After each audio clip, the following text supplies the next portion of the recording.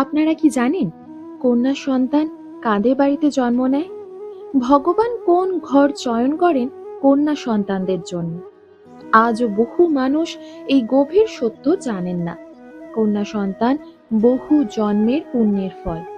তবুও এই যুগে দাঁড়িয়েও অনেকেই মনে করেন মেয়ে সন্তান জন্মালে বংশের উন্নতি হয় না। কিন্তু এই ধারণা সম্পূর্ণ ভ্রান্ত।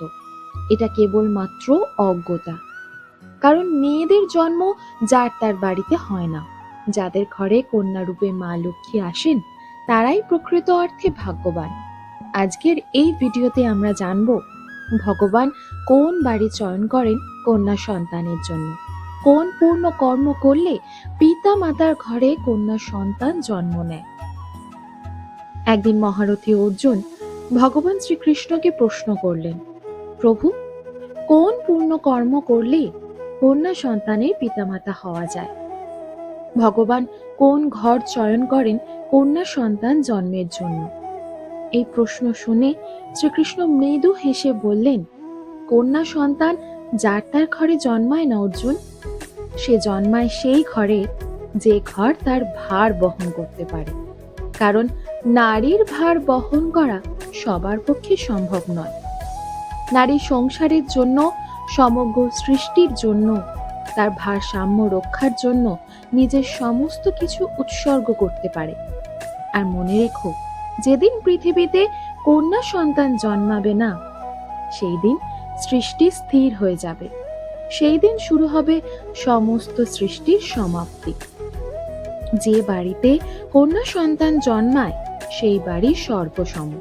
কারণ পুত্র সন্তান কেবল নিজের বংশ বিস্তার করে, কিন্তু কন্যা সন্তান দুই বংশের উন্নতি সাধন করে। অনেকে বলে কন্যা সন্তান পিণ্ডদান করতে পারে না, কিন্তু এই কথাটি সম্পূর্ণ সত্য নয়। রামায়ণ যুগে মাতা সীতা রাজা দশরথের মৃত্যুর পর পিণ্ডদান করেছিলেন। তার ফলেই রাজা দশরথ স্বর্গপ্রাপ্তি ও মুক্তি লাভ করেন। আমাদের শাস্ত্রে বলা হয়েছে কন্যা তার পিতার পিণ্ডদান করতে পারে।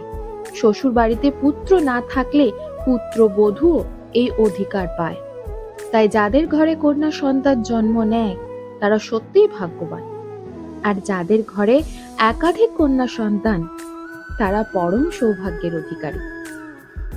ভগবান কেন সবার ঘরে কন্যা সন্তান দেন না? ভগবান সবার ঘরে কন্যা সন্তান দেন না।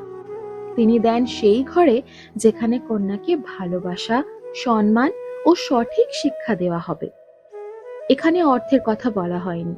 গরিব হয়েও যে বাবা মা সন্তানের দায়িত্ব নিতে পারেন, তার সুখ দুঃখ বুঝতে পারেন, তার স্বপ্নকে সম্মান করেন, ভগবান কন্যা সন্তান দেন ঠিক সেই ঘরে। ভগবান একদিন সমগ্র সৃষ্টি রচনা করেছিলেন, কিন্তু নারী সৃষ্টি করতে ব্রহ্মাজির সময় লেগেছিল বহুদিন। নারী সৃষ্টি করতে গিয়ে ব্রহ্মাজি নিজেই বিস্মিত হয়েছিলেন।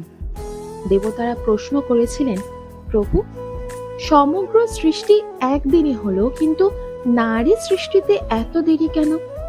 ব্রহ্মাজি বললেন, এটি আমার সবচেয়ে গুরুত্বপূর্ণ ও আশ্চর্য রচনা।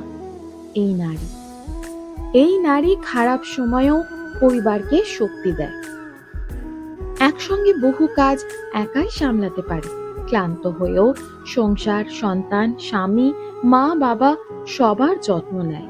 আর আমাদের প্রত্যেকের মা নিজে অসুস্থ হলেও কখনো নিজের কথা ভাবেন না, কিন্তু সন্তানের বিপদ দেখলে সেই করুণাময়ী মাই চণ্ডী রূপে দুর্গা হয়ে ওঠেন।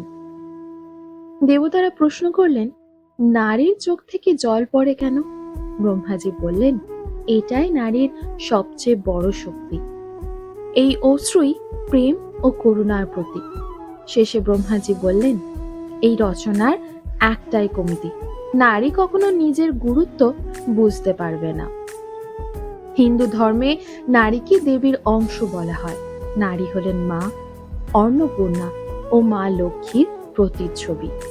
নারী ছাড়া কোনো বাড়ি, কোনো সৃষ্টি কখনোই পূর্ণ হয় না। যে বাড়িতে নারীকে সম্মান করা হয় সেই বাড়িতেই মা লক্ষ্মীর বাস। আর যে বাড়িতে কোনো নারী অকারণে চোখে জল ফেলেন, সেই বাড়িতে কখনো লক্ষ্মী থাকে না। আমাদের ঘরের মা, আমাদের কন্যা সন্তান, তাদের সম্মান করা আমাদের কর্তব্য। সঠিক শিক্ষা, নিরাপত্তা, স্বপ্ন পূরণের দায়িত্ব। যেদিন সমাজের সমস্ত নারী এগিয়ে যাবে, সেই দিন সমাজ সত্যিকারের উন্নতির পথে হাঁটবে। এই কথার মধ্যেই আজকের ভিডিওটি শেষ করছি। আবার নতুন কোনো সত্য নিয়ে শীঘ্রই দেখা হবে। আমার এই ভিডিওটি যদি আপনাদের সত্যি ভালো লেগে থাকে তাহলে অবশ্যই একটি লাইক এবং সাবস্ক্রাইব করে নিন। জয় শ্রীকৃষ্ণ। রাধে রাধে।